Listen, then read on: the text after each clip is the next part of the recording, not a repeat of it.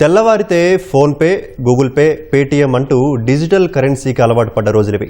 ఇలాంటి కాలంలో పురాతన నాణేలు, కరెన్సీల గురించి తెలుసుకునే తీరిక కూడా ఎవరికి ఉండట్లేదు. కానీ నిజామాబాద్ జిల్లాకు చెందిన గంగాధర్, త్రివేణి దంపతులు ఏళ్ల నాటి నాణేలను సేకరించి చరిత్రను పదిలం చేస్తున్నారు. జగిత్యాల జిల్లా భీమారానికి చెందిన గంగాధర్ నిజామాబాద్ జిల్లా డిచ్పల్లిలో హెడ్ కానిస్టేబుల్గా పనిచేస్తున్నారు.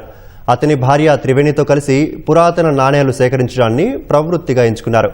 దేశంలోని వివిధ ప్రాంతాలకు తిరిగి శతాబ్దాల నాటి స్వదేశీ, విదేశీ నాణేలు సేకరించారు. 2003 నుంచి వివిధ దేశాల నాణేలు సేకరించామంటున్న దంపతులు ఇంట్లోనే ఆ నాణేలను ప్రదర్శనగా ఉంచి విద్యార్థులకు చరిత్రను వివరిస్తున్నామని చెబుతున్నారు.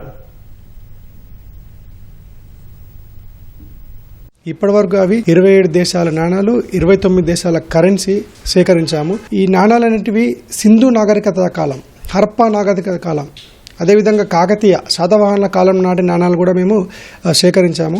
అదేవిధంగా నేటి సమాజంలోని పిల్లలకు నాటి యొక్క నాణాల విలువ తెలియదు. రేపటి తరానికి ఉపయోగపడేటట్టు ఒక రూపం తీసుకొచ్చి మేము ఈ విధంగా సేకరించాము. ఇక ముందు కూడా మేము ఇవి సేకరిస్తాము. ఈ కరెన్సీ కోసం ఎన్నో వ్యయ ప్రసారాలకు ఓర్చుకొని వాటి సేకరణ కోసము నాకు చాలా సపోర్ట్ చేశారు సార్.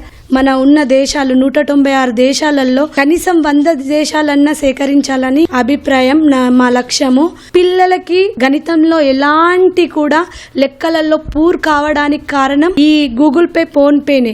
మా జనరేషన్ నాగరికతనే మా పిల్లలకు తెలియదు. మన వెనకాల ఉన్న అమ్మమ్మ తాతయ్యలది, మా అమ్మ నాన్న వాళ్ళ నాగరికత తెలియాలని ఈ నాణాలని మేము ఉపయోగించుకుంటున్నాము.